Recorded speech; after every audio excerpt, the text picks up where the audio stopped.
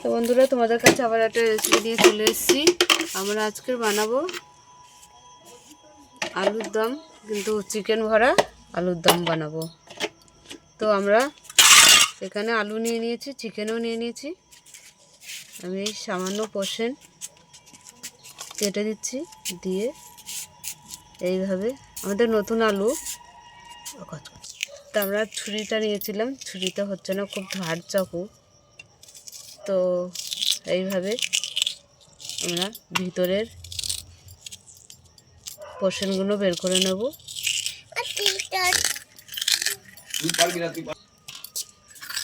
তো দেখো, এইভাবে আমরা গর্ত করে নিলাম।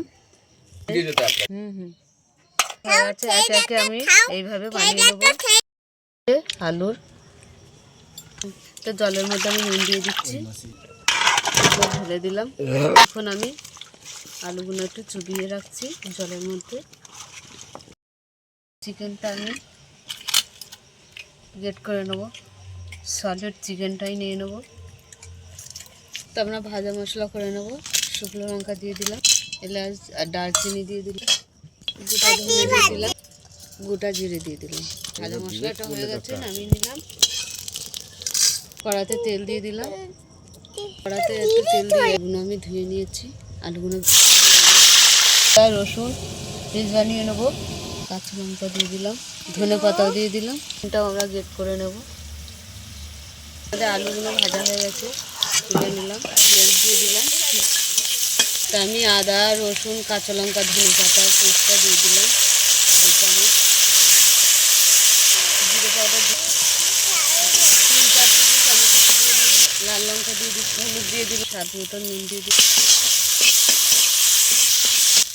চিকেনটা দিয়ে দিলাম। তো আমি চিকেনটা কষিয়ে নেব। তাদের চিকেনটা কষা হয়ে গেছে, নামিয়ে নিচ্ছি। তো এই কড়াইতে আমি তেল দিয়ে দিলাম। এখানে শুকনো লঙ্কা, এলাচ, দারচিনি দিয়ে দিলাম। তো এইভাবে আমরা পুরটা ভরে নিচ্ছি।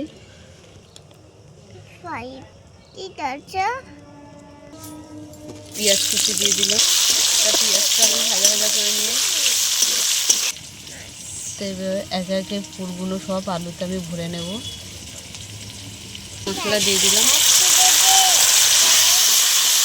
টমেটো দিয়ে দিলাম, হলুদ দিয়ে দিলাম, লাল লঙ্কা দিয়ে দিলাম, স্বাদ মতো নুন দিয়ে দিলাম।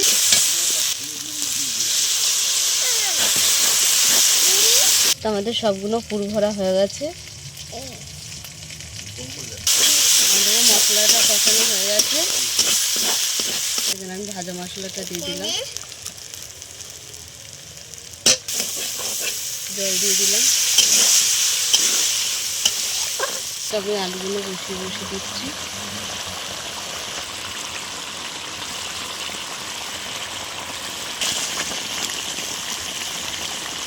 তো আমি ঢাকা দিয়ে দিয়েছি।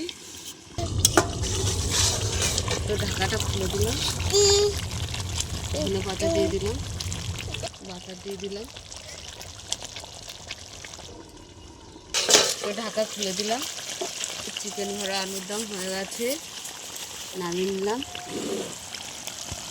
তো ভরা আলুর দম হয়ে গেছে। তো তোমাদের কেমন লাগলো বলো। ভালো লাগলে লাইক করে দেবে, শেয়ার করে দেবে, কমেন্ট করে দেবে, ফেসবুকে ফলো করে দেবে, ইউটিউবে সাবস্ক্রাইব করে আমাদের বন্ধু হয়ে পাশে থাকবেন। টাটা।